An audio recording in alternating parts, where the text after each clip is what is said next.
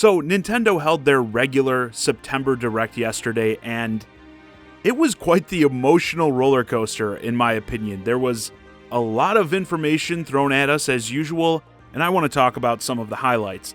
It kicked off with a tease for an expansion for Monster Hunter Rise called Sunbreak, which will bring new monsters, zones, story quests, all that good stuff to the game. In the tease, we see this new dragon monster flying over like some sort of gothic ruins. I'm sure that'll be central to the plot. The updates for Rise have definitely started to slow since launch. We've gotten like the Capcom crossover events in that, but not much lately to really sink our blades into, so this is very much needed in my opinion. Unfortunately, it's not planned to drop until next summer, so quite a ways off. Hopefully they've got some stuff planned to fill that gap in between. Regardless though, Monster Hunter Rise is great, and I'll definitely be playing that as soon as it does come out. The final Smash DLC fighter, something fans were very excited to see during this presentation, was not featured. It will be announced at a later date during a special episode of Sakurai Presents on October 5th. They also reiterated that this is it. There's no more coming after this, so don't expect like a new fighter pass to get announced or something like that. I think it's nice having Sakurai do the honors at his own event for this big final announcement rather than throwing it into a general direct like this. But also, is there a bit of trolling going on here? Because October 5th also just happens to be the day that Nickelodeon All-Star Brawl releases, Nickelodeon's new, essentially, Smash Brothers game. So I find that timing a bit sus, but I'm sure it's all just a coincidence, right? Then we got something that was very out of left field, Chocobo GP, or Final Fantasy Kart, as many are referring to it as, which, yeah, that's basically what this is, a Final Fantasy-themed kart racer, and it honestly looks solid. Yeah, I get it's not the Mario Kart 9 many have been waiting for, but it's also not more of 8, right? It's got your pretty standard fare customizable kart loadouts. The items are more like spells, and you can power them up to make them hit harder or in a wider area. It's got online multiplayer, including a tournament-style mode that will support up to 64 players, 8x8 bracket system, so you basically start with 8 games of 8 players, and the top placements move on to the next round, face the tops of another round, and so on. Looks intriguing. Not like something I'm ready to run out and buy right away, but God knows kart racing works on the Switch, and players are ready for more of it. Which leads us to what was easily the big new game announcement for this Direct. Kirby and the Forgotten Land, a new 3D, yes, that's worth reiterating, 3D platforming Kirby game with a post-apocalyptic setting. We see Kirby running around this, quote, forgotten land. It's a lot of abandoned buildings with foliage taking over. Very interesting, but thankfully, while the setting is a bit bleak, on the dark side, the game still manages to be bright and colorful, looks amazing. Right off the bat, I couldn't be happier to be getting a new 3D Kirby experience. These environments, like I said, look fantastic, and I definitely want to know what's going on here. Like, why is Kirby running around an abandoned mall, and why is there also a giant monkey there? A lot of questions, and they'll be answered in spring 2022, so not too long of a wait on this one. This is an easy day one buy for me. Right after, Nintendo remembered that their second highest selling Switch game of all time, Animal Crossing New Horizons, exists. We got an update on the long-awaited update. The game will be getting its own full-on Direct sometime in October. What else can I say about this but better late than never? It's been insane to me with how successful this game is that they haven't really done much with it over the past year. With them giving it its own Direct, there's at least hope, I think, that they'll even make up for the lost time and give players a bounty of new content. Then we got the heavily rumored Nintendo Switch Online update. The expansion pack, as they're calling it, will add N64 games to the service, as well as, this was a surprise, Genesis games are coming over. We got a look at which games will be there at launch, And I gotta admit, these initial lineups are very good. On the N64 side, you're getting the likes of Mario 64, Mario Kart 64, Star Fox 64. These games also come with added online multiplayer. On the Genesis side, we're talking Sonic 2, Castlevania Bloodlines, Gunstar Heroes, Shining Force, little to no filler in these starting lineups. And then they also teased some of the stuff that will be coming later, and I almost had a heart attack when I saw Banjo-Kazooie will be making its way to the Nintendo Switch. Holy shit. Part of me still can't believe it. At some point, I will be playing Banjo-Kazooie on my Switch. This makes me very happy. Now, there's still a lot of questions as well as concerns with this whole thing. Once more, I think this initial lineup is solid. Took almost 4 years to get these games, but at least they are coming. First question, though, is obviously price. They did mention this expansion pack would be a new tier to the service, which I think many expected, but they didn't give us that price point. I was originally expecting like an additional $10 to $15 per year. If this new tier is in that range, I think that'd be pretty good. I don't know if I'd want to see much higher. And I know people will scream about like the price of N64 games on the virtual console, but you gotta remember, they're not actually giving you these games. You only get access to them while you're subscribed to the service, which makes them worth way less, in my opinion. And beyond price, as we've seen with the slow drip of NES and SNES games on the service, what's the actual rate these games are gonna get added at? I mean, like, am I gonna be playing Banjo-Kazooie a few months after the launch of this expansion pack? 6 months? A year from then?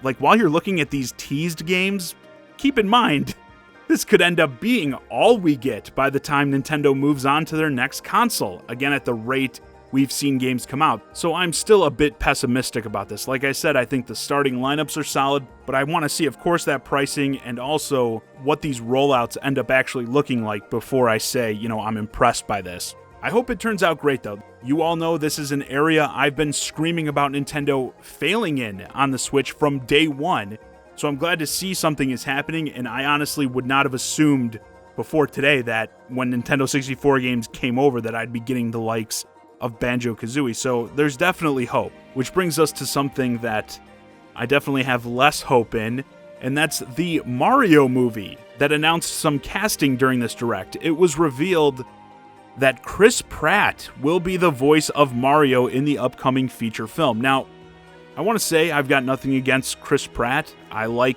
the Guardians of the Galaxy, Jurassic World. He's funny. I think his movies are fun.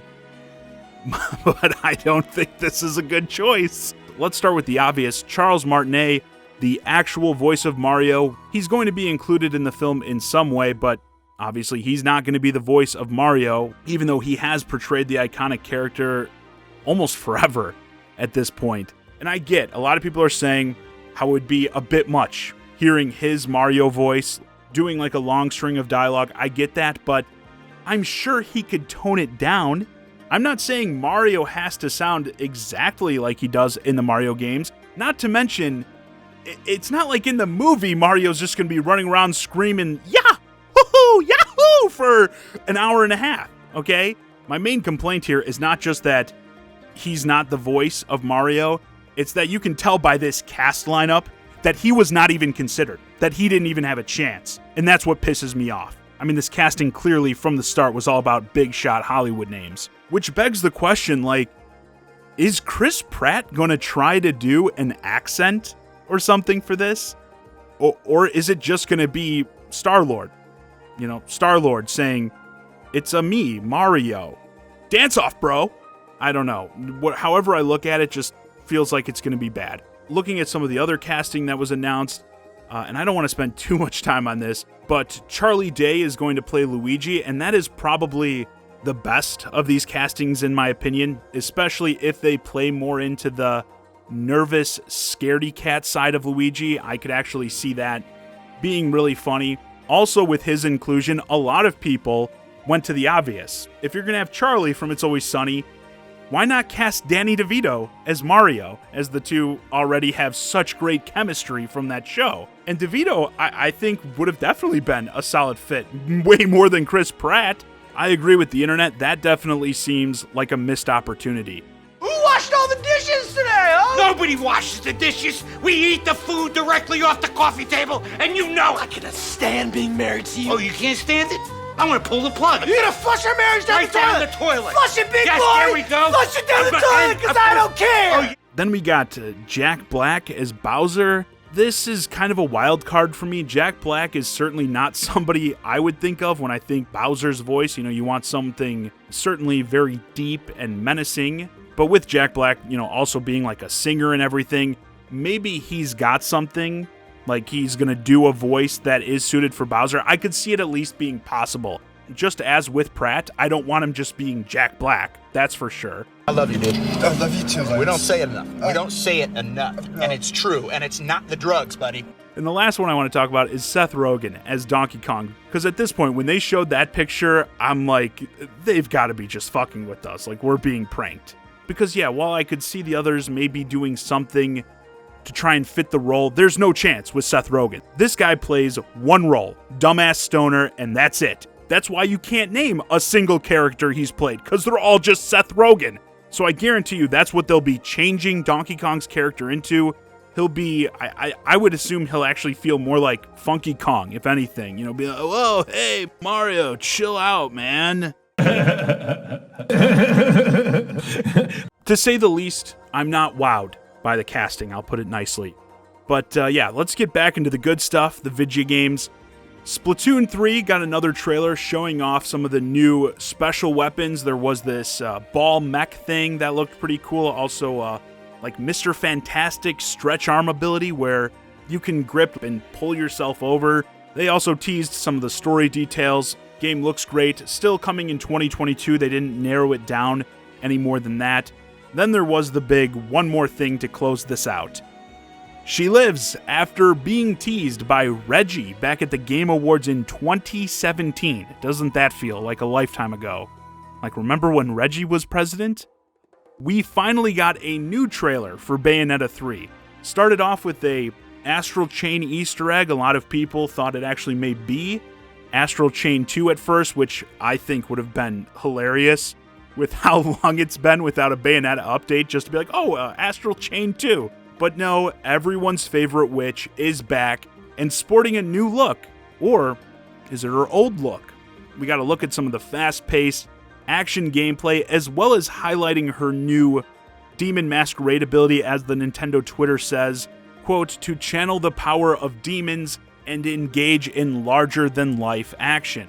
While Bayonetta has had these summoning powers from the start, in this game we're going to see these kaiju-like battles taking place, with Bayonetta controlling her demons as well as being able to do her own actions. There was this part at the very end of the trailer where, you know, the two monsters are fighting and then she jumps on like a missile and rides it into the enemy. I absolutely love this. I'm a huge Bayonetta fan, Platinum fan, but I also love anything kaiju, so this is a match made in heaven for me.